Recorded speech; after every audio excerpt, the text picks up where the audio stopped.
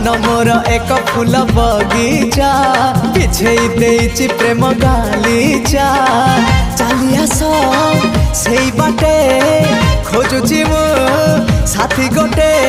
सुंदरी सुरायना ना ना झुमता ना ना ना आस सुनयना झुमता ना ना ना आस सुनयना झुमता ना ना ना ना आस सुनयना झुमता ना ना ना आस